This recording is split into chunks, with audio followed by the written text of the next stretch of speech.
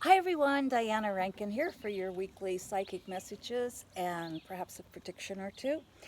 This is the 27th week of the year 2019, and this is for June 30th to July 6th. And we will get a message from Philip, my spirit guide, and in this book, each page is a different wisdom. So we'll get a message from Philip. And we'll also, I have a way for you to create more joy in your life from another one of my books, and this is Joy, and it's 52 practices, one each week, that you can create joy in your life. This week has really been a phenomenal week.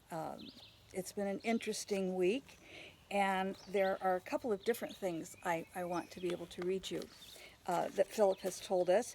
But I want to say the reason I'm saying it's a phenomenal week, for the first time ever that I can remember, and I could be wrong about this, but it's just kind of like the first time I can remember is the word love was mentioned in political debates in the Democratic debates between the candidates. So Marianne Williamson mentioned that, and regardless of what we think of her or whether she has a chance to uh, become the presidential nominee, it doesn't matter because what I'm saying is joy is love was mentioned, and I think there's a place for that in our political system.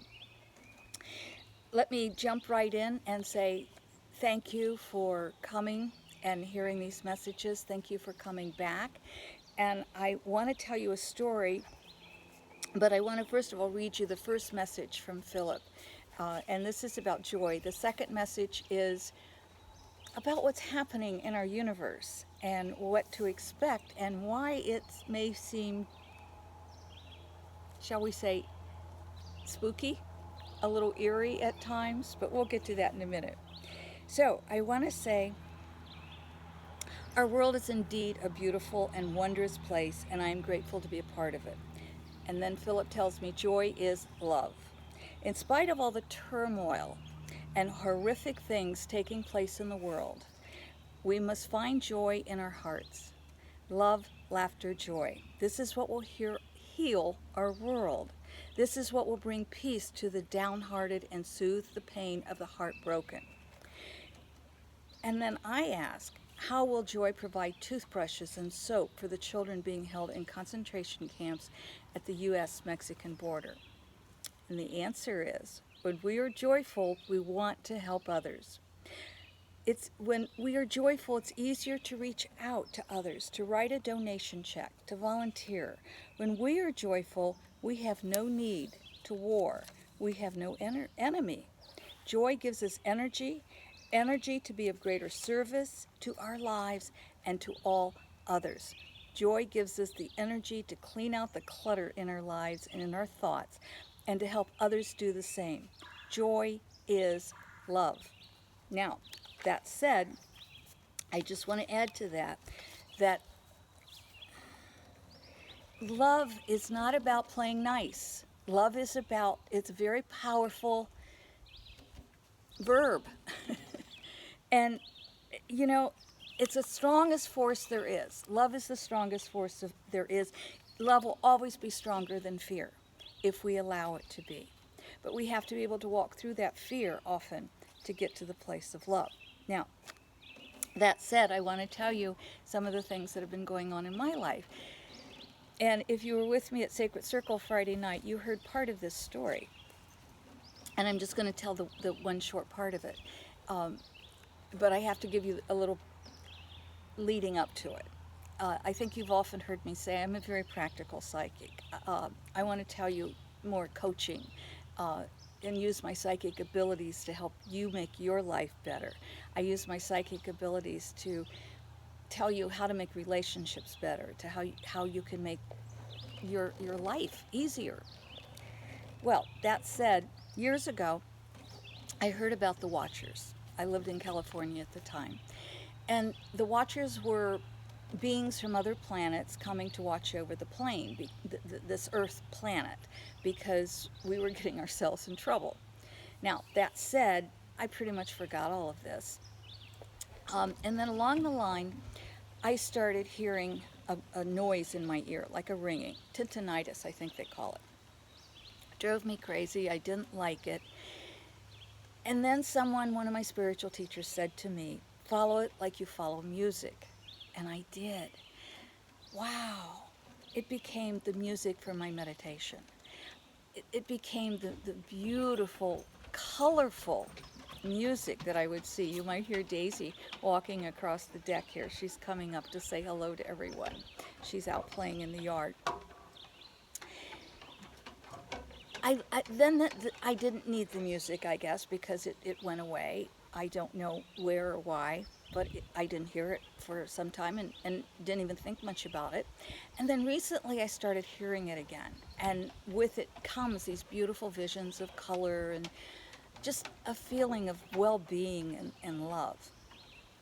And then two different friends started asking me if I had any strange occurrences recently, and I asked why, and they said, well, I read about the U.S. government finding UFOs, Air Force pilots, I think they were.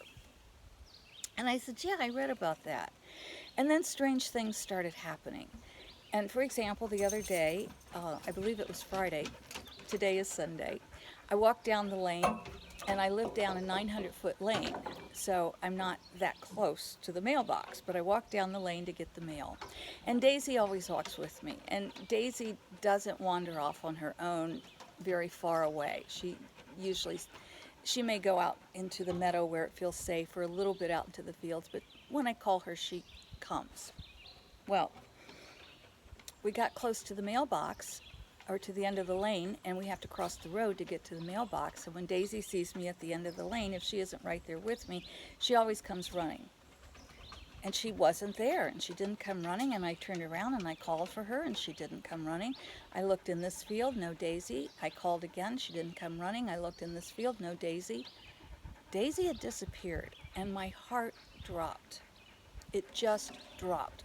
Now, I'm going to back up a minute, because right before this, when I'm at the beginning of that 900-foot walk, and as I'm walking down the lane, there was somebody in the field across the road.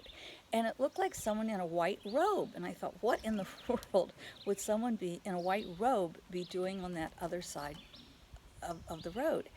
And it looked like they were on some kind of a moving object. So I thought, a bicycle? Well, no, it's a field. I didn't hear any engines, so I don't know what it was. I don't know who it was. I don't know what I saw, honestly. But there was something there in a white robe. And the first thing that came to mind that I thought of is, oh, this is interesting, because this is, I have to look, the light changed, and I wanted to make sure we were still videotaping here. So I got a little bit closer to the camera to see if I can see there we go. Okay, I could see it still taping, it looks like. All right, anyway, so as I got closer to the end of the road, whoever that was disappeared. So now we're back to Daisy. Daisy suddenly disappears. And my heart is sinking. Where is Daisy? And I turn around and I face the mailbox and I say a quick prayer and I turn back around and suddenly there's Daisy right there. So what happened? Did we move from one dimension to another? Good possibility of it. It happens to all of us, whether we recognize it or not. You know, Friday night at Sacred Circle, I told this story, and I said, I said to the audience, has anyone ever laid their keys down? We're certain their keys were there, walked away, the keys disappeared. They came back, no keys. They walked away again and came back, and there were the keys in the place they had just looked. And yes, someone did raise her hand. So I'm not the only one that this is happening to. And then today, when I was getting ready to tape this, there was I can't remember which news, it was like, I think NBC, but I'm not sure. And the headline was something like, scientists searching for parallel universe. It could be right here near us or something like that. I didn't get a chance to read the article. I do want to go back and read it, but we're not the only ones experiencing this. So that said, here's what Philip had to say. And I asked Philip about, I was talking to Philip about this before the experience with Daisy. I wrote this Friday morning about 4:15 a.m. The political debates have begun in the U.S. You ask what the future brings, but this you already can see. The one who screams the loudest and longest, the one who holds court with anger and with no compromise, and the one who will be heard and are the ones who will be heard and prevail. The days of compromise and civility among those who govern will fall by the wayside. On all sides, the finger pointing, the mudslinging, the hair pulling, fighting has begun. This, along with the issues of the last election that will continue to hamper voting, will see the re-election of the current office holder. This, of course, is subject to change, but as of now, the energy is favorable to re-election of the U.S.'s current president. This is because of the rage in the population itself. The anger has reached such a level that help has been sent to aid those who hold the light. You and others have noticed this increase in the energy. You have heard the increase of the soul. You have heard the increase of the soul sound, the music of your spirit in your ears. Other healers have noticed an advancement of healing energies. You have felt an excitement, a deeper beauty of the sky, and a keen observation as to the unusual occurrences among the cloudy atmosphere. The word watchers has come to mind, a word that has not come into your consciousness in several years. You have talked among yourselves as to what is taking place. As we have said before, there are those on the earth plane who would destroy the planet. Some knowingly, others out of a lack of understanding of the use of power. The planet Earth is not ready to be destroyed, so signals were put out. You might call these SOS signals. Those who watch over the universe, of which your Earth is a part, also heard the cries for help from the ones like you who hold the light of love. These watchers have come to hold the healing energy for the Earth to right herself through this transition. Many experience this increased energy. For some, it produces joy, while for others who misunderstand it, it brings fear. Because of the nature of this transformation that we spoke about in earlier conversations, we will not repeat the information other than to remind you that this is a most delicate time for this planet as the clash between the old guard and the new guard continues and increases. It will take a few more Earth years for this transformation to take place. This will keep erratic energy in place for this time. As the fear and anger lessen, those who help hold the light of love will become known to one another. This force of love is of greater strength and value and will quiet the voices of anger. As you have repeatedly said, every act of kindness, every healing of the heart is helpful to transform the human species into that which was originally intended, a race of divine humans who experience their own divinity. All those who need to be in place for this transformation are here. We acknowledge this is not an easy time. Remember, you are not alone. All that you need is provided. Go in peace. Go in love. Experience the truth of the light. That's Philip's message for us. And we're just going to think left page or right page, and we're going to flip through, and we're going to get our next message from Philip. Excuse my thumbs, they're full of a little poison ivy here. I normally don't catch it, and if I do, it's a real minor thing, but I seem to have caught a good force of it today or this week, so I ignore the look if you can see it. Okay, here we go. There we go. We're thinking right page. You are not the power. You are the channel through which the power flows. There you go. You are not the power. You are the channel through which the power flows. My friends, let love flow through. Love. Just let love open our hearts. Heal the fear and anger. And recognize that we are channeling the love. So we're not alone trying to do this. On the left side, it says, be the answer to the problem, not the problem itself. Be the answer to the problem, not the problem itself. For our joy, the process that came to me today is week 37. And it's stop worrying. We worry about so much.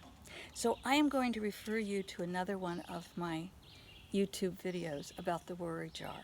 And I'm going to tell you, just check out that video, how to create a worry jar. Then anything you think you need to be worried about, stick in that worry jar. I'll try to remember to put the link to it below in case I forget. Please remind me. And thank you for all your comments. Thank you for coming back week after week. Let's continue to add love to the world in all areas of life. I love you. Daisy loves you. We thank you for the love that you send to us.